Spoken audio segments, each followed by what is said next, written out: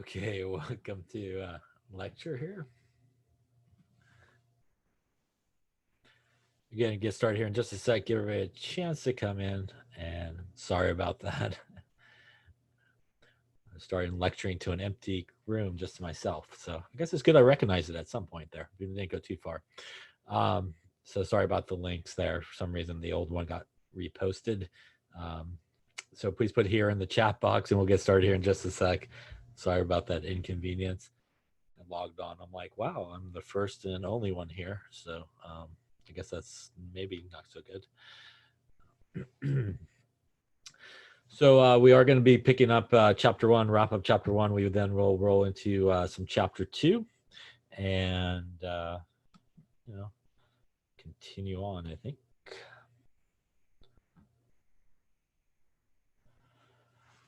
Okay, so last time we started talking about the atom, we talked about some important experiments along the way that helped us understand the structure of the atom.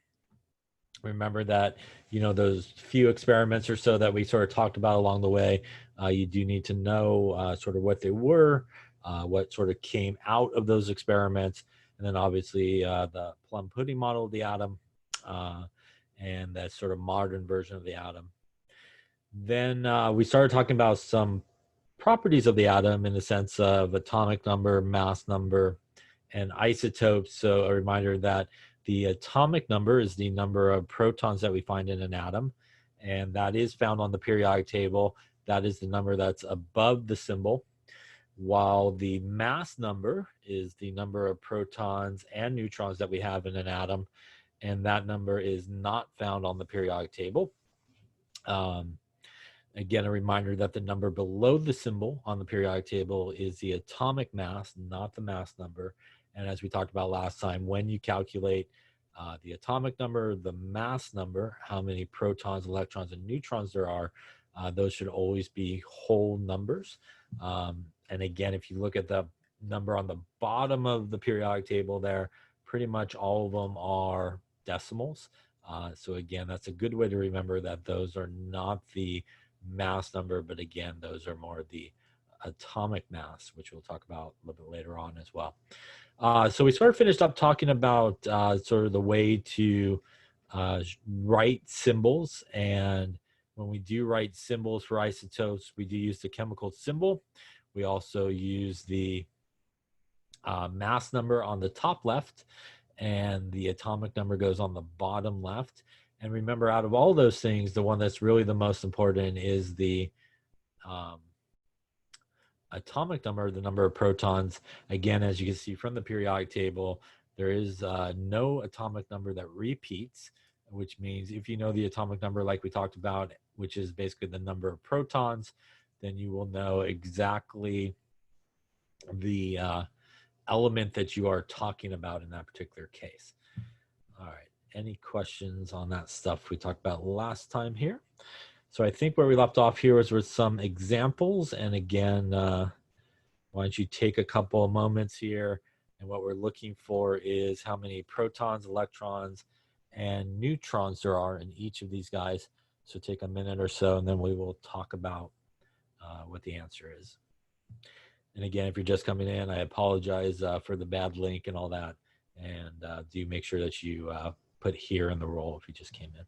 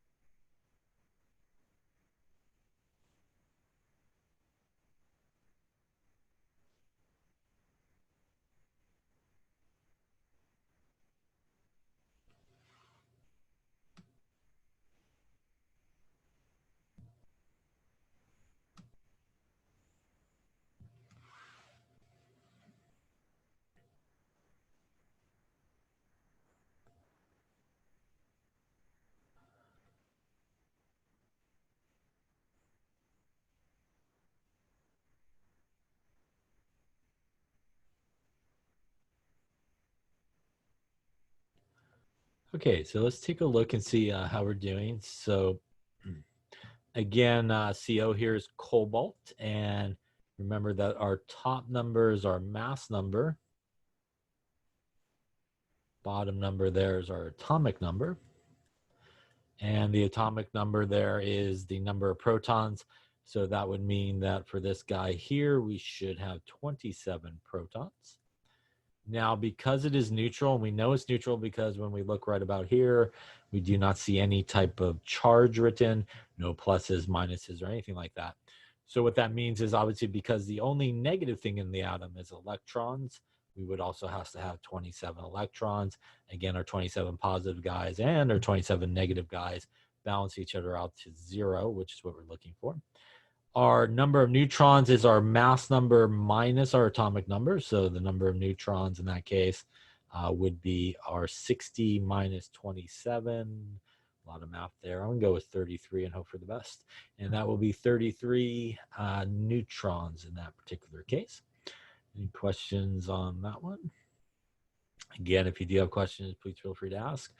Here we have same deal. We have Cl, which is chlorine, also neutral. Again, nothing written there. Looking at our bottom left, which is our atomic number.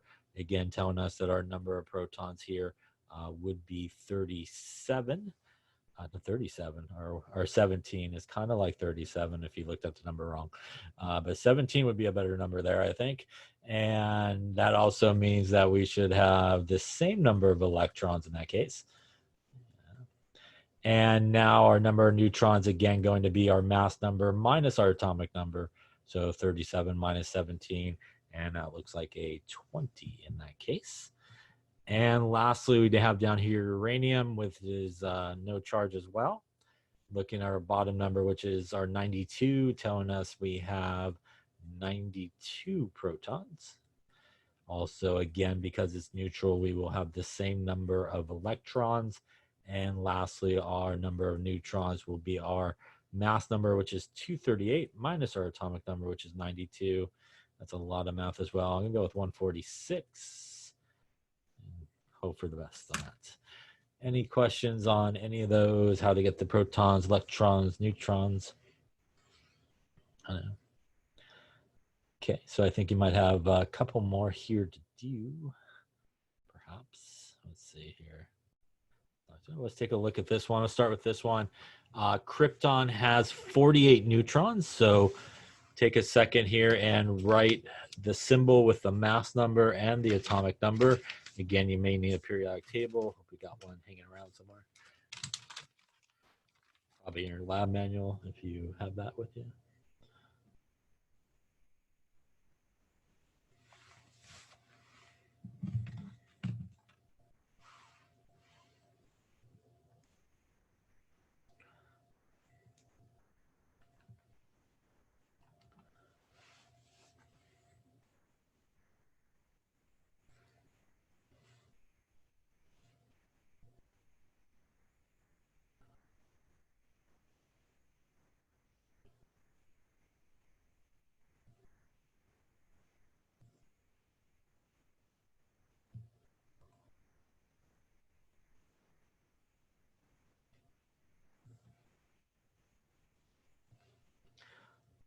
All right, so here, krypton, if you look on the periodic table, should be number 36. The symbol should be Kr.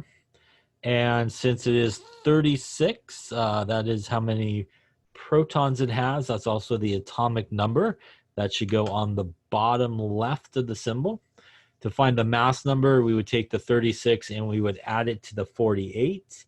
And that would give us 84 in terms of its mass number, which again should go up there top left. Next one is nitrogen with 6 neutrons. So take a moment here and see what you come up with.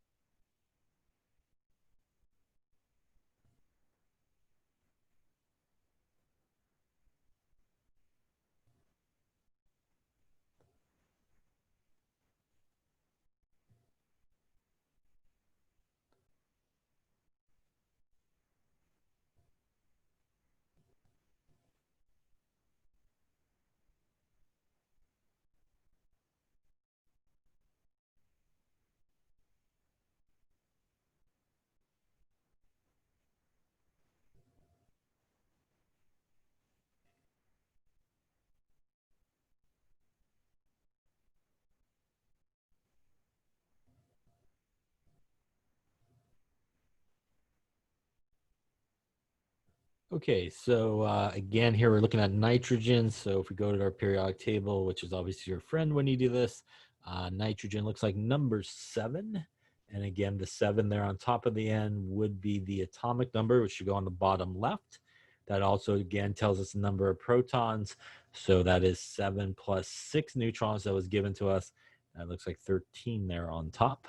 So 13 top left, 7 on the bottom for our atomic number there. And lastly, to finish up here with iron, has a mass number of 56. How many protons, neutrons, and electrons, and write the correct symbol with the atomic number and mass number on it.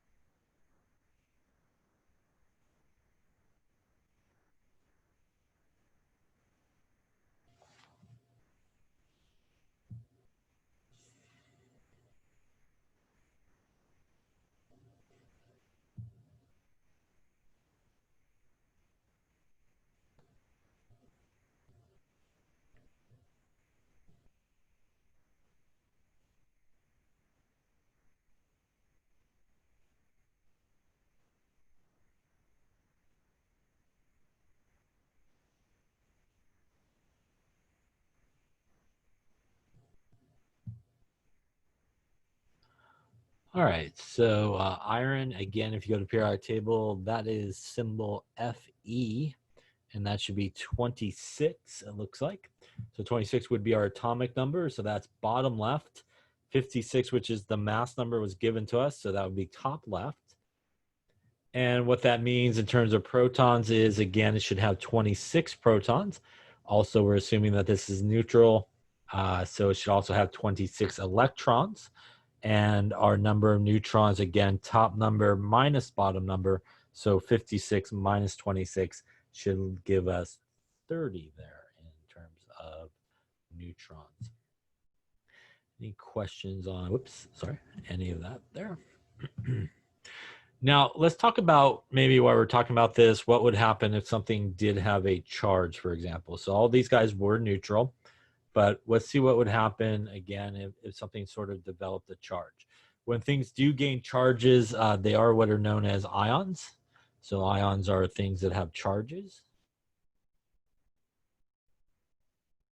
And really, we talk about sort of two types of ions. One is a cation, which is a positively charged ion, and one's an anion, which is a negatively charged ion. Now, let's just say we take the same sort of nitrogen setup that we got going on here, and let's say that we had 13, 7, and a nitrogen with a -3 charge. So why don't you take a second and figure out how many protons, electrons, and neutrons this guy here would have.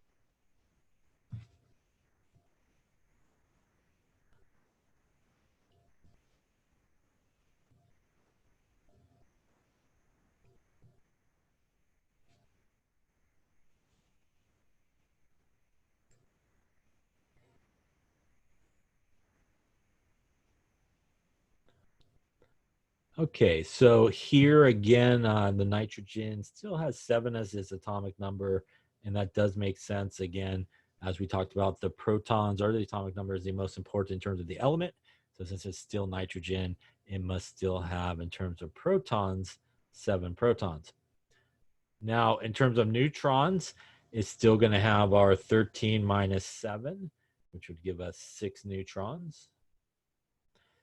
Now that means obviously the neutrons didn't change in this case. The protons clearly cannot change. So as you probably have guessed, hopefully, it is the electrons that will change. And in this particular case, it would actually have 10 electrons. So 10 negative things and 7 positive things will leave you a -3 left over. And that, again, is essentially where the charge comes from. So when we talk about something that's negatively charged, it's an anion, it's usually a result of gaining electrons. And it's a very simple sort of way to figure it out. If we look at the neutral guy, it started with 7 electrons. And it ended up with 10 electrons. So the charge on the nitrogen here is 3 minus. The 3 tells you how many electrons. The negative tells you that it gained electrons from its neutral guy. So that's, again, what that number sort of represents. Same thing if we looked at something like the iron down here. And if it had a +2 charge, and if we went through it there, the iron would have, in this case, again, still 26 protons. In terms of neutrons in this particular case, it would still have our 30. 56 minus 26 give us 30 for our neutrons. And now in terms of the charge, the number of electrons in this case would be 24 electrons. 24 negatives, 26 positives, leaves you that +2 left over. And again, that is where the charge comes from. Here we have more protons than neutrons, so more positive guys than negative guys. And if we look at the difference between the neutral guy and the one with the charge, the neutral guy has 26 electrons. The guy with a positive charge has 24 electrons, and that's a positive charge that we end up with. And that is usually as a result of losing electrons is when we become positively charged, or in that case, and form a cation.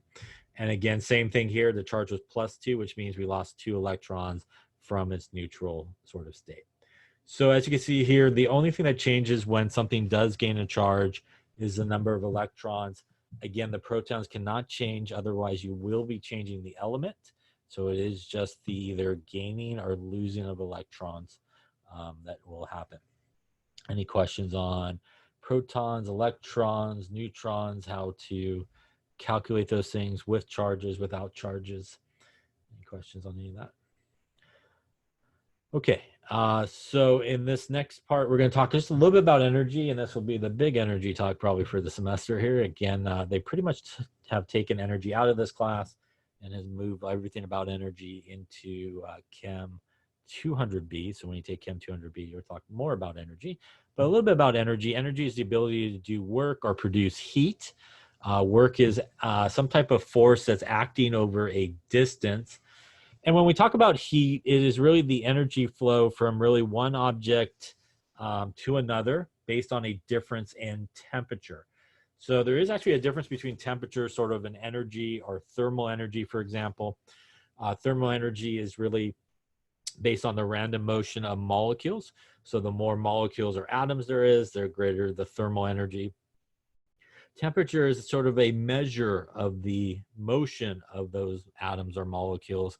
And again, so just a little illustration of sort of the difference a little bit is, again, you could have sort of a cup of hot water or something at 90 degrees Celsius, and maybe you got a big old bathtub of water, say 40 degrees. And in terms of actual thermal energy, the bathtub itself would actually have more thermal energy than the little cup of water or whatever it is at 90 degrees Celsius, even though it has a lower temperature. And that's because, again, it has more molecules or atoms in a bathtub than, say, a cup of water or something like that. More atoms, molecules, more random motion. And that's basically what thermal energy is. Temperature, again, is just sort of a measure of how those guys are moving. Clearly in a smaller area like the little coffee cup there, the guys are moving around, obviously a lot more energy happening in a very small area. The consequence of that is we see sort of a higher temperature. And in terms of energy, one important fact about energy, which is sometimes referred to as the first law of thermodynamics, is basically the law of conservation of energy.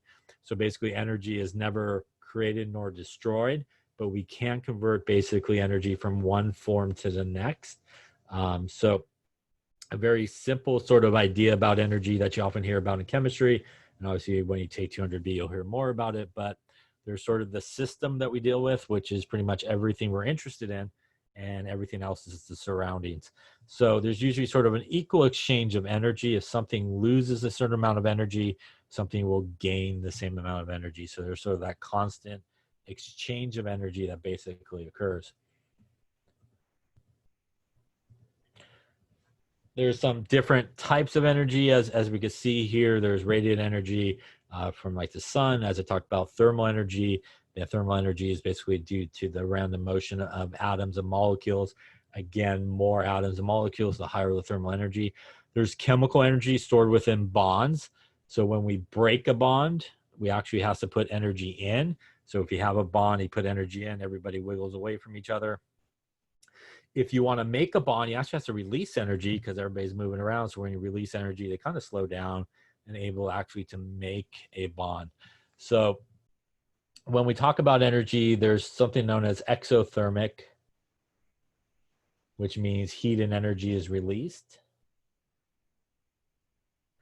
And we'll come across some of this stuff a little bit in this semester. And when we talk about exothermic things and energy, if you do a calculation or get a number about energy and it's a negative number, that usually implies that it's exothermic. Endothermic is the opposite.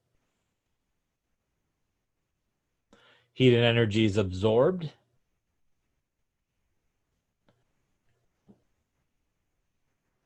And again, if you sort of calculate an energy value or given an energy value, positive number is essentially an endothermic sort of process. In terms of values that we oftentimes come across, we'll come across ones known as delta H, which is enthalpy. And again, you'll talk more about this in 200B. But if you have delta H, which is basically the heat of a reaction, it's a very common way that we sort of describe heat in a reaction is the delta H value. And again, the delta H value is negative. That would be an exothermic process. Q is another symbol that we just use for heat. And if you calculate Q and it's negative, it will be an exothermic value, and vice versa. If the delta H value is positive, it's endothermic. And if you calculate Q and it's positive as well, it will be an endothermic one. Nuclear energy, a lot of stored energy within the protons and neutrons in a nucleus. We, again, don't get into much of nuclear chemistry here, but again, 200B you do. But basically, changing the protons and neutrons, which is what happens actually in nuclear reactions, involves a lot of energy to do that. Obviously, potential energy is that classic example, the big giant boulder on top of the hill that's going to fall down and crush somebody. Potential energy is basically the energy due to an object's position. If it does roll down the hill, then obviously it converts into something like kinetic energy, which is the energy of motion until it drops on somebody's head, and then it doesn't move that much more. It transfers as energy. So if you want to calculate kinetic energy, which you probably don't have to do very much in this class at all, you do. It is 1/2 the mass times velocity squared. This relationship, though, we do come across here, which is basically this one and this sort of relationship. So this is a good one to sort of put in your memory there. A joule is equal to a kilogram meter squared second squared.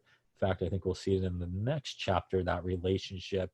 So again, this is a sort of a common law conversion that helps us understand some of the units that we end up with, that a joule is equal to a kilogram meter squared over second squared. Other common units of energy, calories, little calories with a little c. Large calorie with a capital C, that's a nutritional calorie. And that's because one of the large capital C's equals 1,000 of the little calories, and that equals 1 kilocalorie, which is also another common unit of energy. And in terms of joules, kilojoules is also another very common unit of energy. that we do come across. Again, we don't really talk a lot in terms of energy units here, but it will pop up here and there as we go through these chapters. Again, because your book assumes you actually did the energy chapter in this class, like most schools do. So they will refer to some things about energy along the way. And again, you know, we won't get into a lot of any type of calculations, I don't think.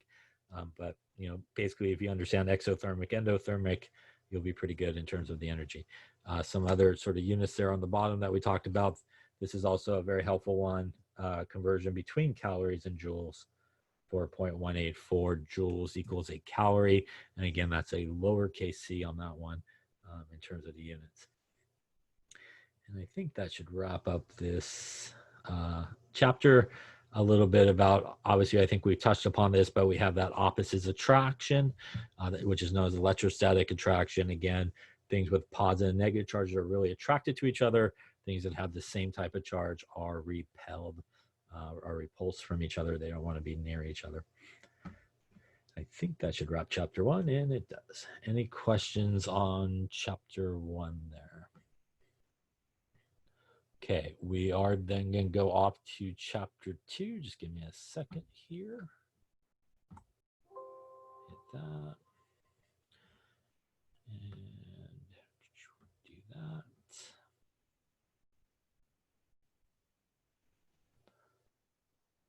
Okay.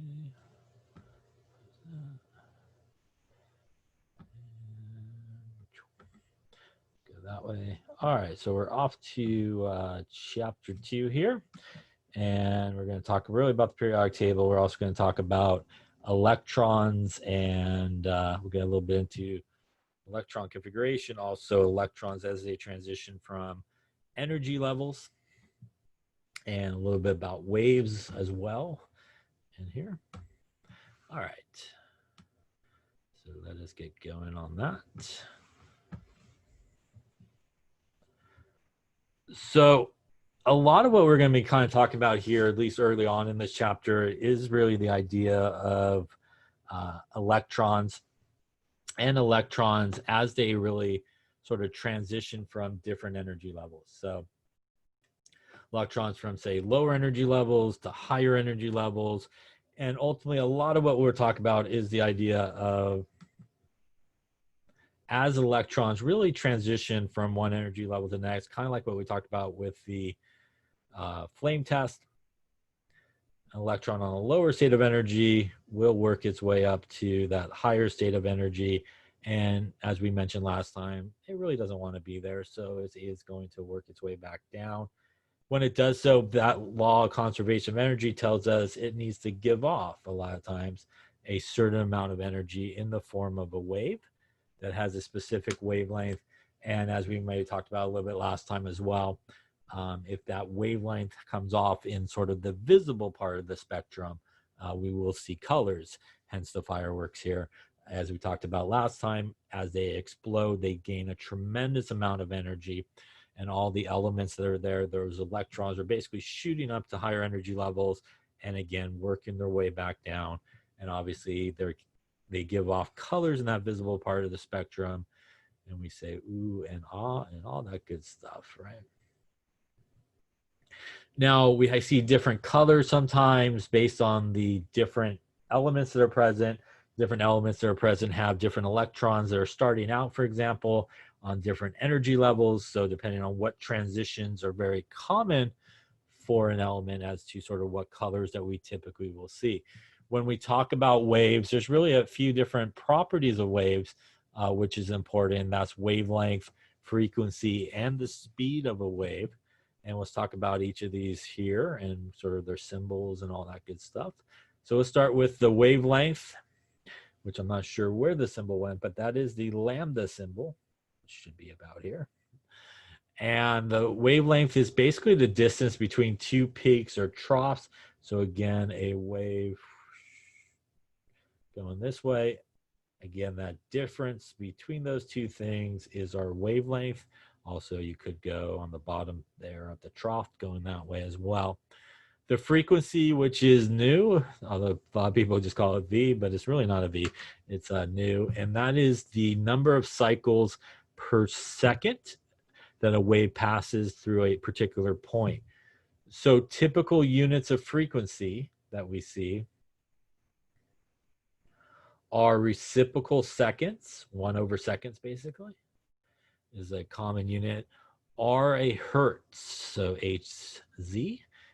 One reciprocal second is the same as a hertz. So again, frequency very commonly given in hertz, and it is the same as a reciprocal second.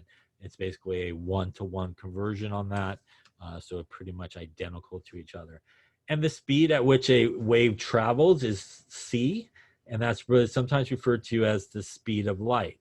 And c is the speed of light, and it is a constant for the most part. And that is a big number, but I personally go with the 3 times 10 to the 8 and just round it. Meters per second. If you want to do the 2.998 or 9979, you can.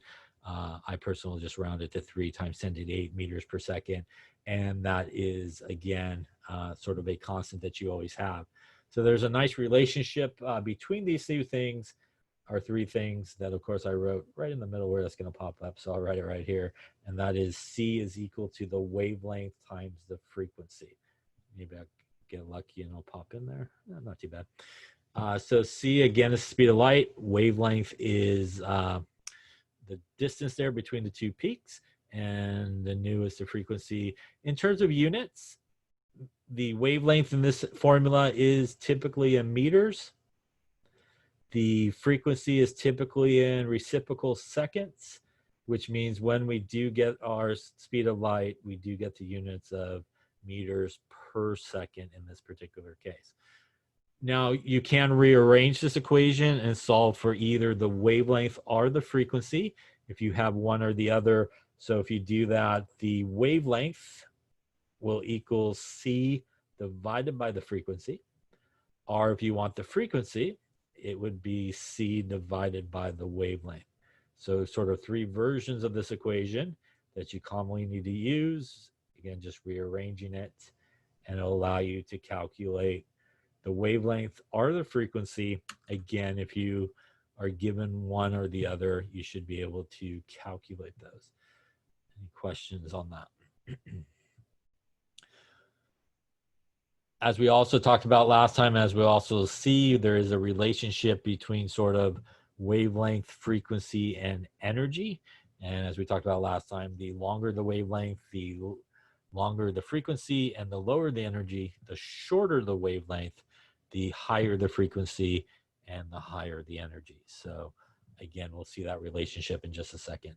Why don't you try one here to calculate what is the wavelength of red light, and why don't you do it in nanometers with a frequency of 4.62 times 10 to the 14, and nano is 10 to the minus 9.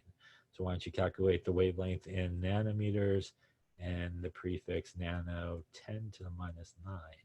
So see what you come up with, and we'll talk about it here in just a second.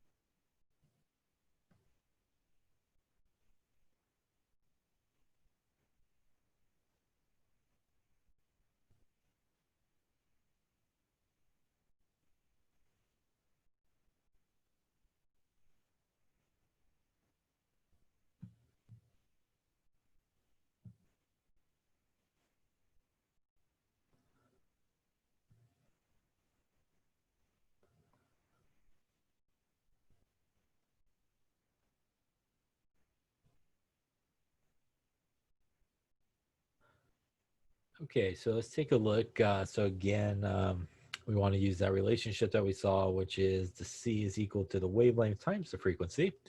In this particular case, we have the frequency. Remember that C is a constant, so you always have 3 times 10 to the 8 meters per second. So we really just want to rearrange this and solve for the wavelength, and the wavelength would then equal C divided by the frequency. Putting in our numbers, 3 times 10 to the 8 meters per second divided by our frequency, which is 4.62 times 10 to the 14 reciprocal seconds.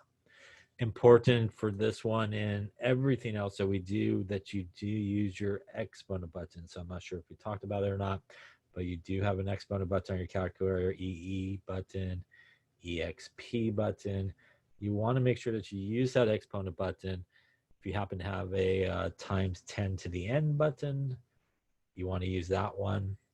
If you do have this one, you need to put parentheses around all the numbers typically, otherwise your calculator would do the math wrong. If you have the EE button or the EXP button, you typically don't have to do any type of parentheses.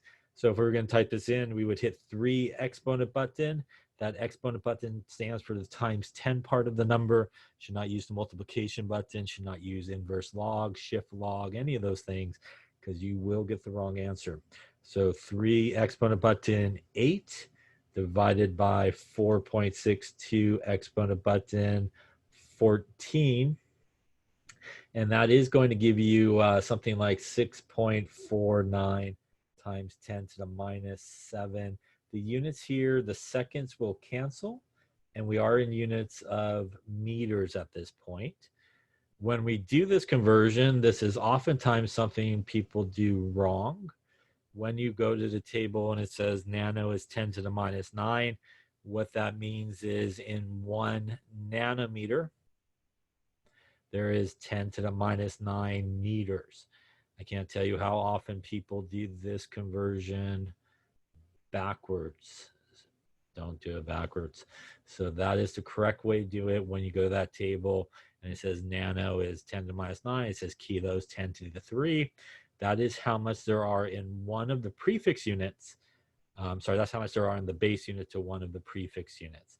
So again, very common, people will get this backwards. So if we did that conversion, 6.49 times 10 to the minus 7 meters, there would be 10 to the minus 9 meters in a nanometer. And that would get us 649 nanometers, which is not bad, because red light and visible light is usually given in nanometers, which is why we went to nanometers. Any question on that calculation, where the numbers came from, why we did anything? And again, really important, if you're not using your exponent button, that you do use your exponent button. One very good way you can figure out that you're not punching it in correctly is usually the front number looks good. So for example, the 6.49 number looks okay. But when you look at your calculator, you don't have -7, maybe you got -8 or some other number, and that part of it is not correct. So it's usually you're not entering it correctly. So make sure that you do use your exponent buttons, especially in this chapter and later chapters as well. Any questions on that one? All right. So let me scribble through that. It's good they agree. All right, so why don't you try this one here? Calculate the frequency of a radio signal that has 100.7 megahertz. Mega is 10 to the 6. So you can try that conversion. Mega is 10 to the 6. And you could calculate this in meters. Let's go with meters on this one. So give the wavelength in meters.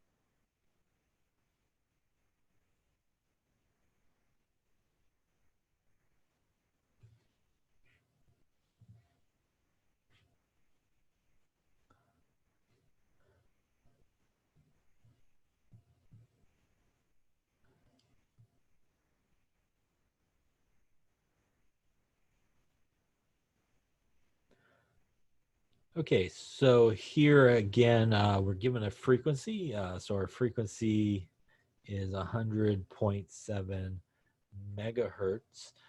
Um, again, we do have the speed of light, which is 3 times 10 to the 8 meters per second. And we are looking for the wavelength. So again, we could use C is equal to the wavelength times the frequency. Wavelength is going to be C divided by the frequency. We are going to have a little trouble in terms of some of these units here. We do have megahertz. So we do want to convert that into just regular hertz. So 100.7 megahertz. Again, here, what this would mean in 1 megahertz, there would be 10 to the 6 hertz. And again, one prefix to that many of the base units. So 10 to the 6 hertz is 1 megahertz. Those guys are going to cancel, and we will end up with 100.7 times, basically 1 times 10 to the 6, which gives us 1.007 times 10 to the 8 hertz. Remember that a hertz is the same thing as a reciprocal second, which means that is 1.007 times 10 to the 8 reciprocal seconds, which is good. So now we can see the units cancel. We will put in our number here of 3 times 10 to the 8 meters per second divided by our 1.007 times 10 to the 8 reciprocal seconds. Again, that's how the units cancel. That is also why, because this was in seconds, we needed to get rid of the mega part of it. And if we do all that, looks like 2.98 meters, which is a larger wavelength and more like in the radio part of the electromagnetic spectrum. Any questions on that calculation, where that calculation came from? So obviously you do need to know this equation. You need to know how to use it to calculate something like wavelength, obviously, and frequency. All right, so let's talk a little bit more about sort of that relationship between energy and waves. That's good, they agree. So as we talked about, good talk. Let's talk a little bit longer, maybe. Try that again. There we go. So here we go. As we talked about that relationship of wavelength to energy, and again, if you have a shorter wavelength, you will have a higher frequency, and it will typically result in higher energy, as we talked about. Again, if your wavelength is longer, it will be more sort of drawn out. And that means that you will have a sort of lower frequency and it will have lower energy. So as we look at this, we could see between, say, the 3 colors here, red, green, and blue. Red has a longer wavelength than, say, blue down here. Also has a higher frequency, the blue, than the red. So we can make a guess, and a pretty good guess, that between these 3 colors, this guy would be the highest in energy. This would be the lowest in energy, again, because of the longer wavelength and stuff. So as we talked a little bit about, I think last time with the flame test, when we go in that visible part of the spectrum, you have your red, your orange, your yellow, your green, your blue, your violet. Again, red on this side, longer wavelength, lower energy, shorter wavelength as you go towards the blue, violet type colors, and again, higher frequency, higher energy. So again, even colors have a higher amount of energy depending on what color you're looking at in the spectrum. Now, speaking of that spectrum, here's sort of a little bit what we touched upon, I think, the other day, but here's a much prettier picture than what I drew. Here we have the electromagnetic spectrum, and really sort of in relationship to what we're talking about here, as those electrons transition from one energy level to the next, again, they're going to give off a certain amount of energy. And depending on the wavelength of that energy would be considered sort of like a photon. And that wavelength of energy may fall somewhere along this spectrum. If it falls sort of here, it's sort of like radio waves. Over here would be the microwaves. Then we have infrared. And then as we talked about, this is the visible part of the spectrum, again, where we do see color occur. Ultraviolet, X-rays, and gamma rays. As we talked about last week, I think we have a much longer wavelength this way, which means much lower in energy.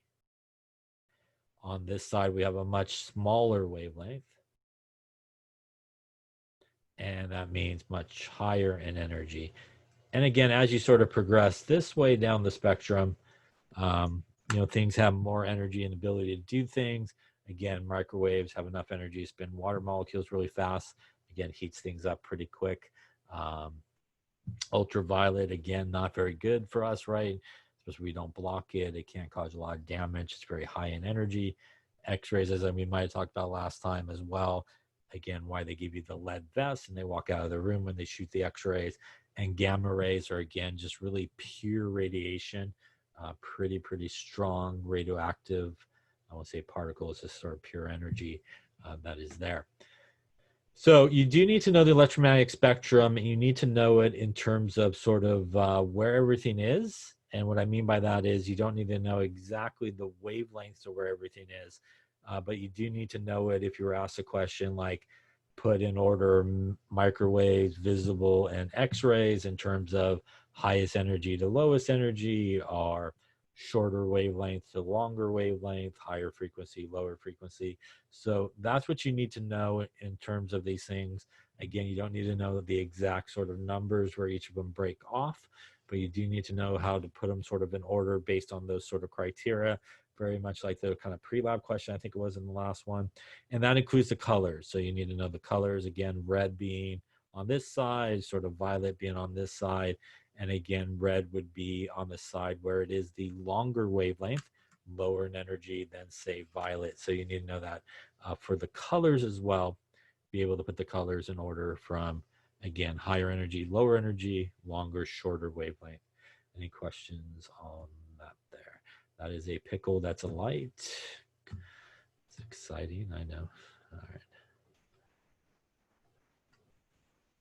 So when we talk about energy and sort of the idea of energy and how it sort of is transformed or given off, basically as electrons basically travel from one energy level to the next, there's this idea, which is sort of what is referred to sometimes as a quantum mechanical idea of energy, which is if I have, say, an electron here, and each of these lines represent a different energy level. What it means is that when this electron decides it wants to go to the higher energy level, it will gain enough energy to go completely up to, say, that energy level. Just like when it wants to go back down in terms of energy, it will lose enough energy to go completely back down to, say, this energy level here. Now, what that means is kind of like when you walk stairs, for example. When you walk up a flight of stairs, you are either on this step or you have enough energy to go to the next step. You typically don't go in between steps and go, wow, I'm really tired. I'm just going to hang out here between each of these steps. That should turn out well for me. You either have enough energy to go from one step to the next, and just like how people walk stairs, some people do one step at a time. They have only enough energy to go from one step to the next. Some people can do like 2 steps at a time, right? Some people could do 3 steps, 40 steps. No, I don't know. I think that's a lot of steps. But some people have enough, again, to do maybe 2 steps at a time, 3 steps at a time, and enough energy to go for that. And that's sort of how energy is thought of here in this sort of model. As electrons transfer, they find themselves either with enough energy to be on one energy level, or they'll gain enough energy to go to the next energy level, or lose enough energy to go to the next energy level. And that's what basically H nu stands for. We'll see this equation here in just a second, but the energy is basically equal to H times the frequency. H is a constant. H is what is known as Planck's constant. And it is something like 6.63 times 10 to the minus 34 joules times seconds is the units there. and that is a constant. So that's a constant value that you always have. And the new here is our frequency like normal, which is reciprocal seconds. So if we just look at units here, H is joules times seconds. Frequency is reciprocal seconds, which means seconds cancel. And when we use this formula, we end up with units of joules as the unit of that. So again, sometimes this is referred to as being packets of energy. This sort of quantized energy is referred to. And again, electrons either gain or lose energy in this fashion as they go from one energy level to the next, again, gaining enough to make that complete transition from one to the next in terms of energy level. Again, the idea here is you'll never find an electron just going, I think I'm just going to hang out between energy levels. Again, very similar to how you do the stairs there. You don't typically hang out there in the middle of two stairs. You're either on the top stair or the bottom stair, and you have enough energy to do that. And again, that is the idea there behind the quantized version of energy. And when we see energy is quantized. Now, when it sort of gives off energy or absorbs energy, these electrons, they are basically sometimes referred to as photons of light. And these photons are basically kind of a dual nature. They have particle-like properties. They also have wave-like properties. And we get this nice relationship here. If we want to calculate the energy of a photon, it is Planck's constant times the frequency. Where we get this from is, if you remember, we just saw that C is equal to the wavelength times the frequency, which means that the frequency would be C divided by the wavelength. So if we substitute that in, that is how we get to hc divided by the wavelength. The nice thing about this is h is a constant. That is our Planck's constant. C is a constant, which is our speed of light. Which means essentially, if you just know the wavelength, you can figure out the energy associated with that particular photon. And also the E equals H times the frequency means if you know the frequency of light, you can figure out the energy associated with that photon. So this is a really good equation here that you do need to know. And you need to know sort of the different versions of it and how to use it, obviously, to solve for the energy associated with the photon.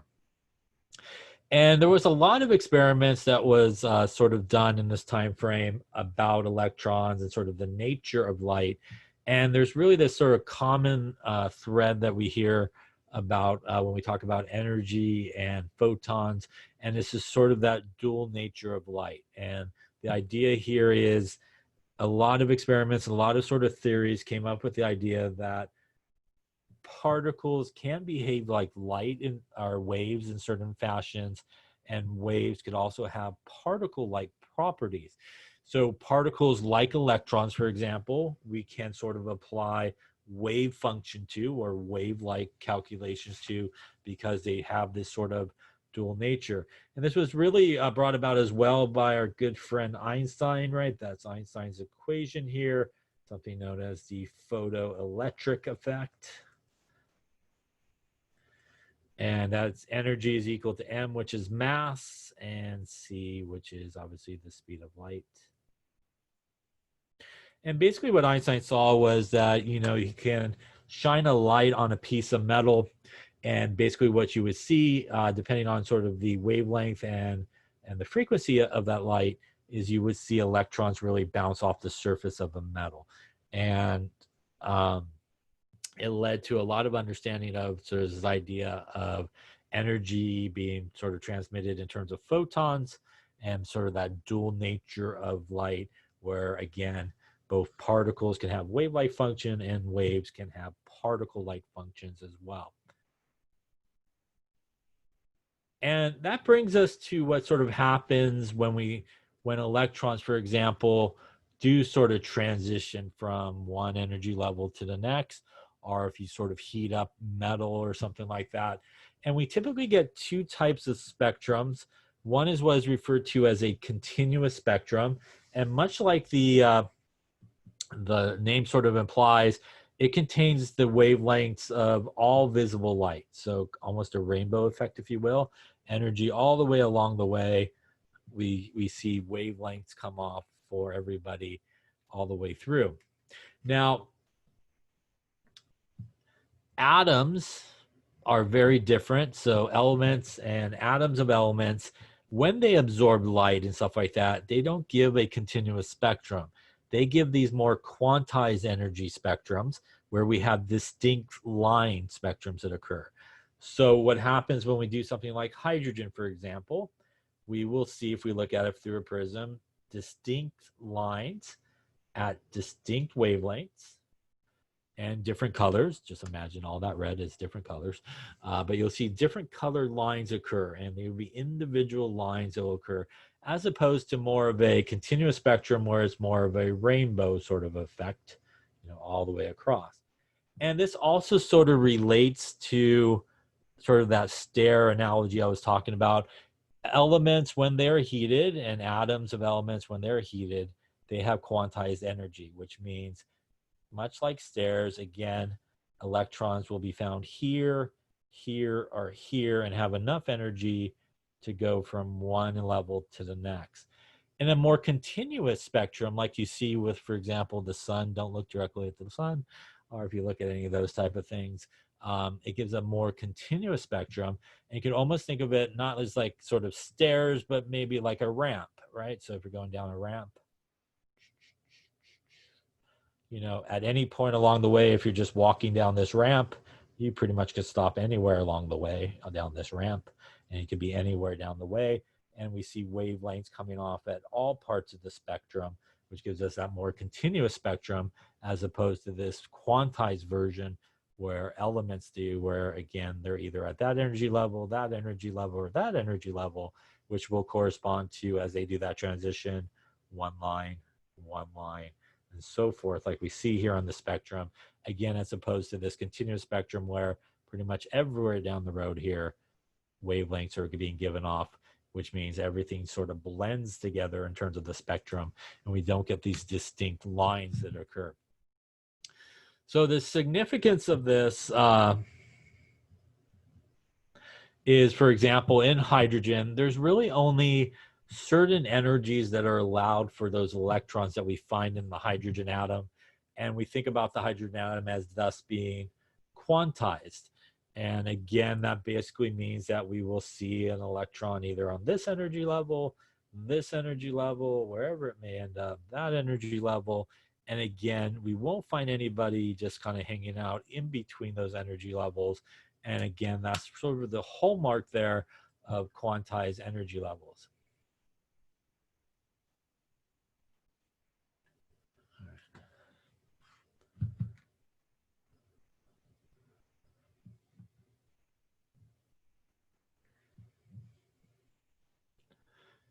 And again, this is sort of what we're talking about. Again, white light is pretty much all the colors coming out at once, right? So white light is when we see all the continuous spectrum coming out at once.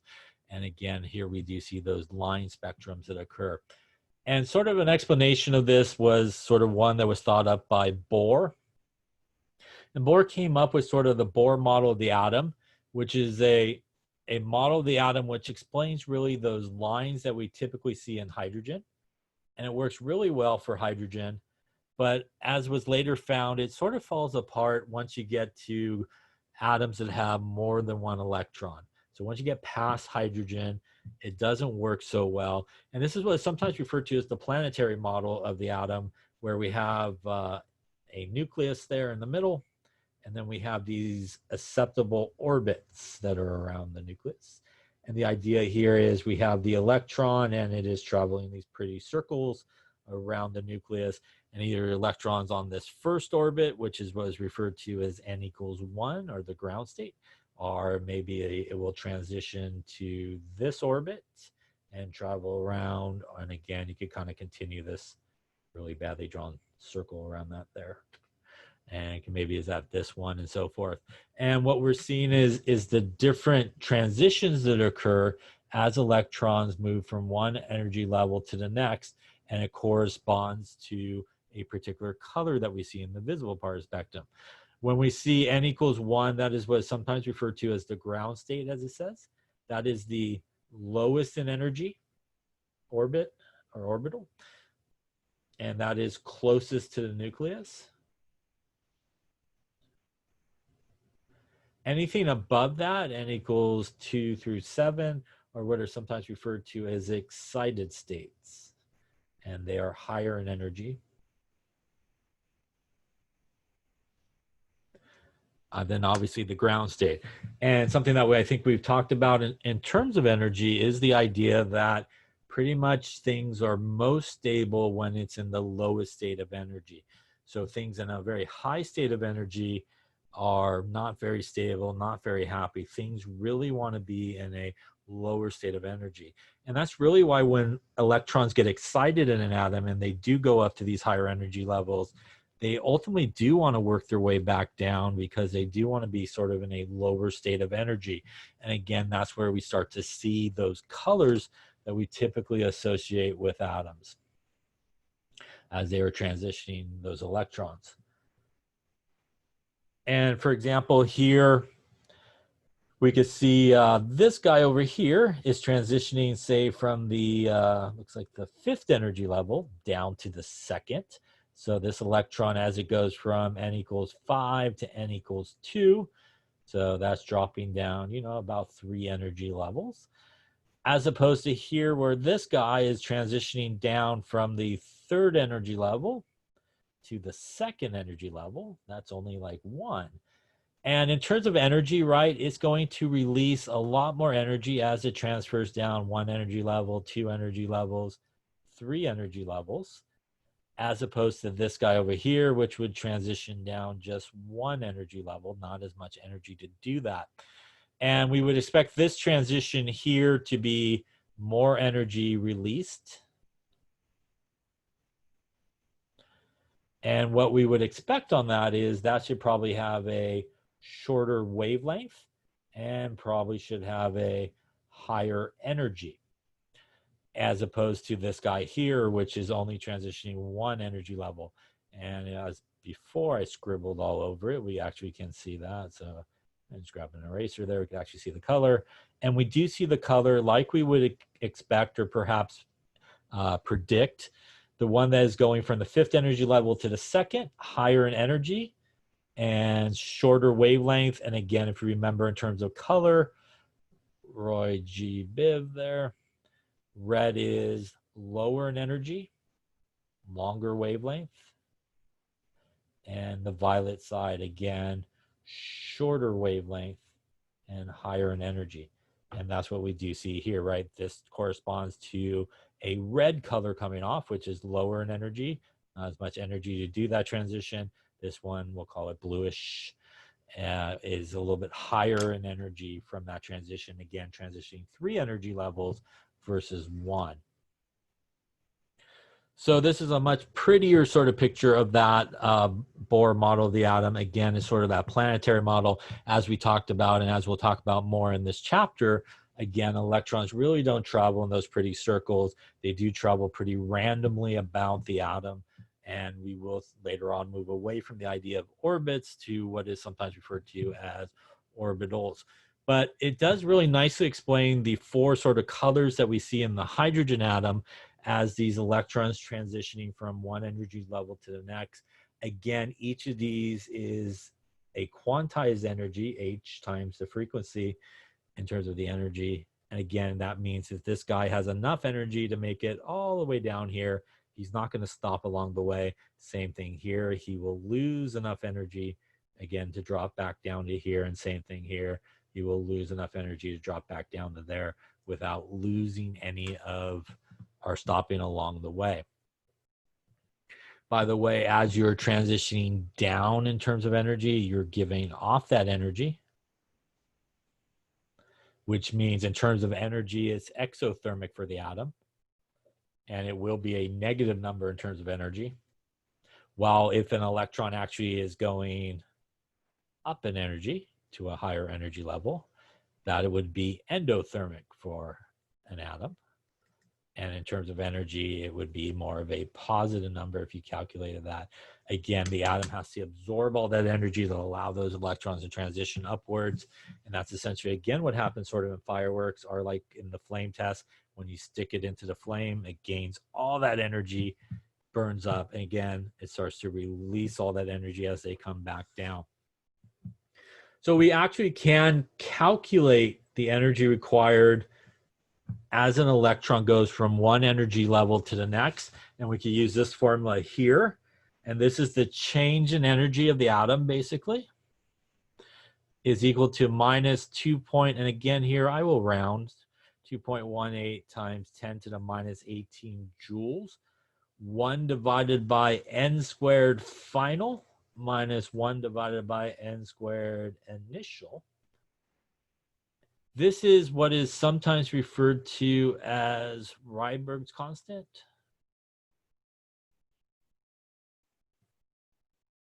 RH it is sometimes referred to. And it's minus 2.18 times 10 to the minus 18.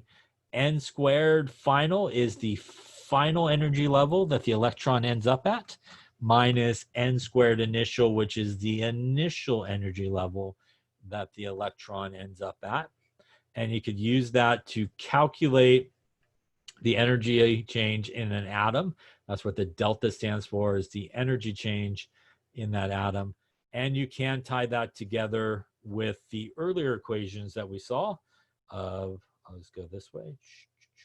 This is equal to hc divided by the wavelength, or h times the frequency. So same thing here. Those are all tied together, these equations. Again, hc over the wavelength.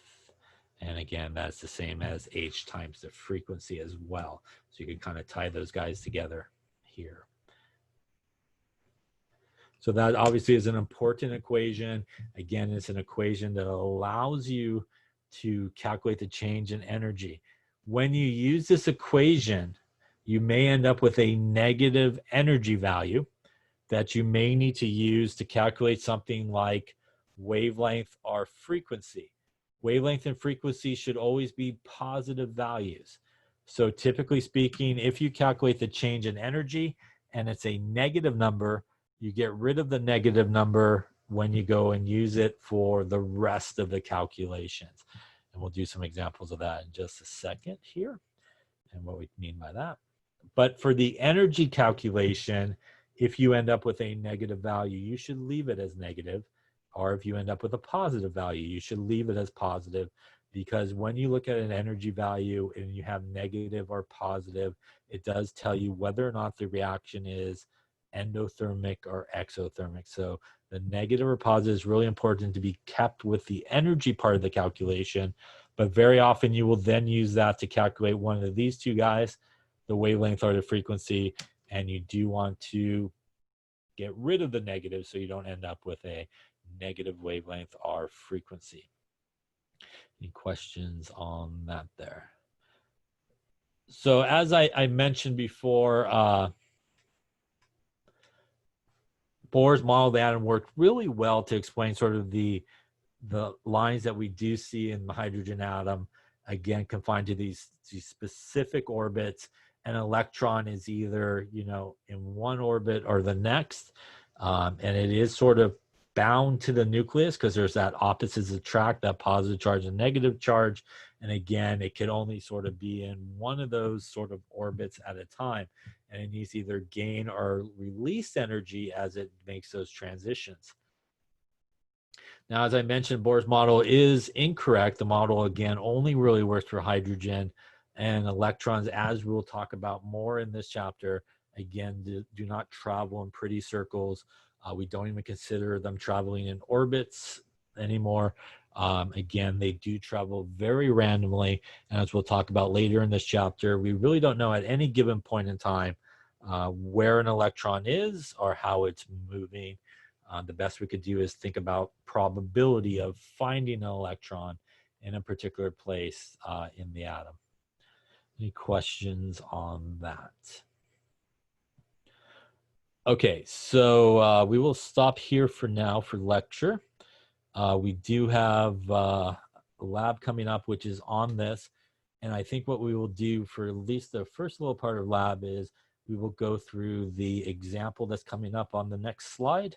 And the bonus of that is it's going to be very similar to all the calculations that you'll need to do for the experiment. So we will just lecture on the next slide, which is the example at the beginning of the lab, and then we'll talk about the lab. And again, that should hopefully help you with some of the calculations and stuff that you'll need to do for tonight's lab, which is should be the second experiment there, which involves the wavelength, line spectra, and all that kind of stuff. All right, so we'll take a little break, and I'll see everybody about 7:15-ish. Come through the lab link, which should be the correct one now. And again, I'm very sorry about that earlier. And if you didn't do so, please push here in the chat room, and I'll see everybody in about 20 minutes.